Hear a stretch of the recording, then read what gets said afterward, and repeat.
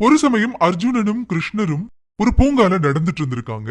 அப்ப பாத்தீங்கன்னா வானத்துல ஒரு பறவை பறந்துட்டு இருந்திருக்கு. கிருஷ்ணர் அதை பாக்குறாரு. அது அர்ஜுனனுக்கு காட்டி சொல்றாரு, அர்ஜுனா அது புறாதானே அப்படின்னு கேட்டாராம். உடனே அர்ஜுனன் சொல்லியிருக்காரு, ஆமா கிருஷ்ணா அது புறாதான் அப்படின்னு சொன்னாராம். சில வினாடிகளுக்கு அப்புறமா, அர்ஜுனா எனக்கு என்னவோ அந்த பறவை பருந்தை போல் தெரிகிறது அப்படின்னு சொல்லியிருக்காரு கிருஷ்ணர். ஆமா ஆமா அது பருந்துதான் அப்படின்னு சொன்னாரா அர்ஜுனன். இன்னும் கொஞ்ச வினாடிகள் கழிச்சு கிருஷ்ணர் சொல்லியிருக்காரு, அர்ஜுனா அந்த பறவையை உற்று பார்த்தால் அது கிளியாக இருக்கலாம் என்று தோன்றுகிறது அப்படின்னு சொன்னாரா. கொஞ்சம் கூட தாமதிக்காம அர்ஜுனன் என்ன சொல்லியிருக்காருன்னா, கிருஷ்ணா நீ சொல்றது சரிதான், அது கிளிதான் அப்படின்னு சொன்னாராம்.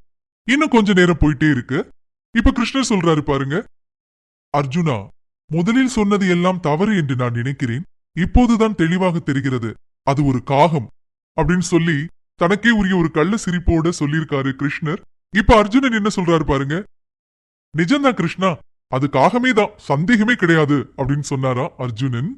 உடனே கிருஷ்ணர் சிரிச்சுட்டே சொல்லியிருக்காரு, என்ன நீ நான் சொல்வதையெல்லாம் அப்படியே ஏற்றுக்கொள்கிறாயே, உனக்கு என்று எதுவும் யோசிக்க தெரியாதா அப்படின்னு கேட்டாரா.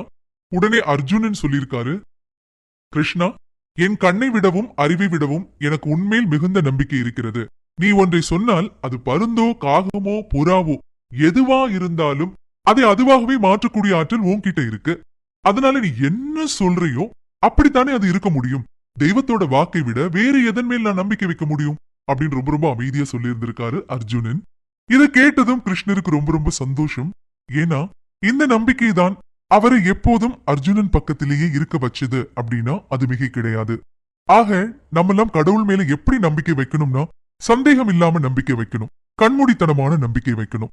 ஒன்னே ஒண்ணு மட்டும் எப்பவுமே யோசிச்சு வைக்கணுங்க, பகவான் நினைச்சா எப்படிப்பட்ட சூழலையும் மாற்ற முடியும் அப்படிங்கறத உணரணும்.